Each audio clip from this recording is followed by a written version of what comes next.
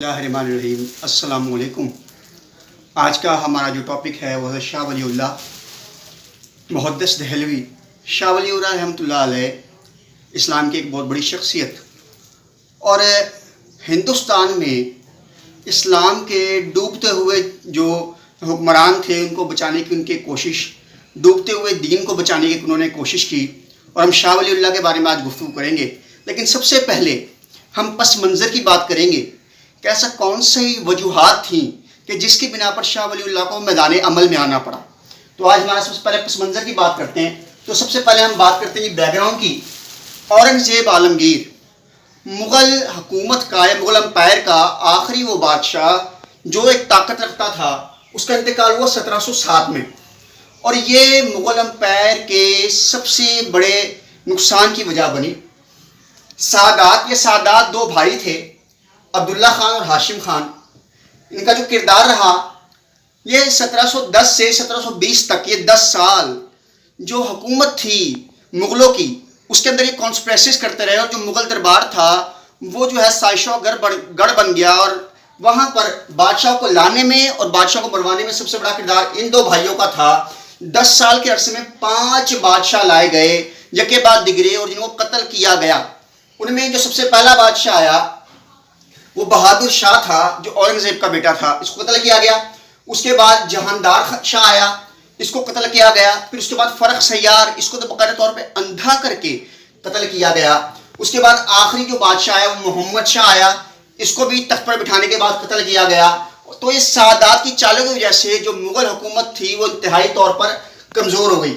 اس کے بعد جو اگلی پرابلم بنی وہ بنی گرو گوبند سنگھ۔ گرو گوبند سنگھ سکھوں کے 10ویں گرو مانے جاتے ہیں، اور یہ جو ہیں انہوں نے باقاعدہ مغلوں کے خلاف بغاوت کا آغاز کیا۔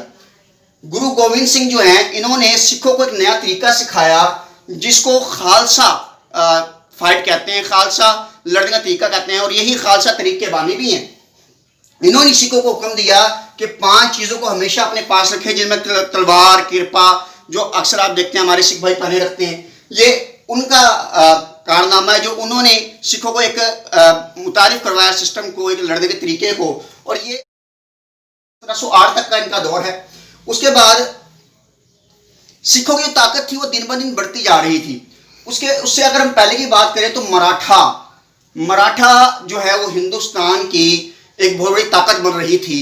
مراٹھا اس جنگ کو جو ہے بیسیکلی جنگ آزادی بھی کہتے ہیں اپنی، مراٹھا اور جاٹ نے گٹھ جوڑ کیا، اور 1707 میں اورنگزیب کے مرنے کے بعد، اورنگزیب جب مرا تو ان کے ساتھ جنگ جاری تھی اور وہ مکمل طور پر کچل نہیں سکا کیونکہ اس کی ڈیتھ ہو گئی، اور اس کے بعد پھر اس خطرے نے ایک مرتبہ پھر سے اٹھایا۔ مغل اور مراٹھا کی جنگ ہے وہ 1680 سے 1707 تک جاری رہی۔ اورنگزیب کے انتقال کے بعد کیا ہوگا، چھترپتی شیوا جی جو تھے ان کی قیادت میں مراٹھا آگے سے آگے بڑھتے گئے اور پانی پت تک کا علاقے پہ قبضہ کر لیا۔ یہ 1758 کی بات ہے، اور مغل حکومت کو انہوں نے کمزور کر دیا تھا بہت زیادہ طور پر، اور مسلمان جو تھے وہ مختلف جبھوں میں بڑھ چکے تھے۔ اس کے بعد اگر ہم نادر شاہ کی بات کریں، مغلوں کی تباہی کی یا مسلمانوں کی تباہی کی ایک بہت بڑی وجہ ہندوستان میں وہ نادر شاہ بھی تھا۔ نادر شاہ وہ شخص ہے جس نے نادر شاہ وہ حکمران ہے جس نے دلی پر حملہ کیا، اور اس نے دلی کی اینٹ سے اینٹ بجا دی، اور یہ دلی کو اس طرح تباہ کر کے گیا کہ باہر سے آنے والے حملہ آوروں کے لیے کھلا ایک میدان بن گیا کہ اس میں بڑے آسانی سے حملہ کر سکتے تھے۔ یہ 1739 میں اس نے حملہ کیا اور اس نے اس کو دلی کو تباہ و برباد کر دیا۔ جنگ پلاسی، آخری جو فائٹر حکمران جس کے بات کریں سراج الدولہ، ان کو بھی شکست ہوئی جنگ پلاسی کے اندر، اور یہ رابرٹ کلائیو کے ساتھ یہ جنگ ہوئی تھی، اور جنگ پلاسی جو ہے تقریباً چلی۔ اب اگر ہم اس میں بات کریں تو اس میں جو سب سے بڑی جو وجہ تھی شکست کی وہ مسلمانوں کی غداری تھی۔ آپ نے اس شخص کا نام بہت مرتبہ سنا ہوگا، میر جعفر علی خان، یہ مسلمانوں کا سب سے بڑا غدار۔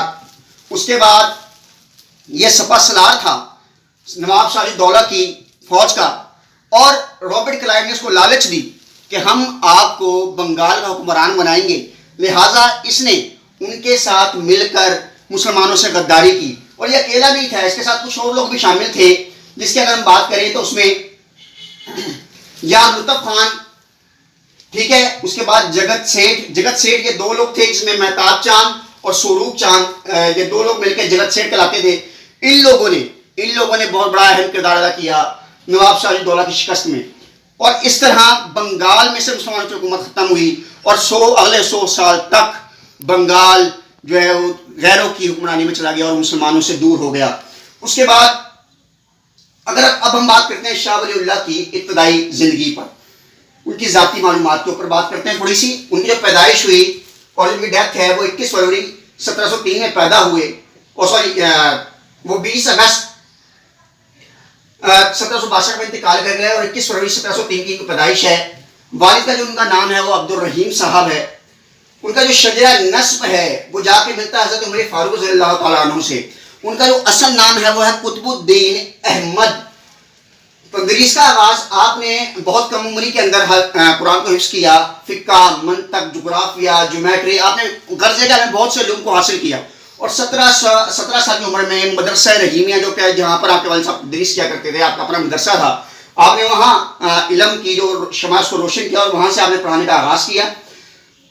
उसके बाद 1724 में आप जो है हज पर चले गए और वहाँ से आपकी जो वापसी हिंदुस्तान हुई वो हुई 1732 में। आपने सऊदी अरब में जो इल्म हासिल किया वो शेख अबू ताहिर बिन इब्राहिम से हासिल किया। तो ये शाह वलीउल्लाह की इब्तदाई ज़िंदगी। हम जो है शाह वलीउल्लाह को दो हिस्सों में तक़सीम कर रहे हैं। एक हिस्सा जिसमें आज हमने बात की कुछ बैकग्राउंड की और शाह वलीउल्लाह की इब्तदाई ज़िंदगी की। अब जो अगला हिस्सा है उसके अंदर इंशाअल्लाह उनकी खिदमात की बात करेंगे और उन्होंने मुग़ल एम्पायर को किस तरह 100 साल तक की ज़िंदगी बख्शी, हम उसकी बात करेंगे।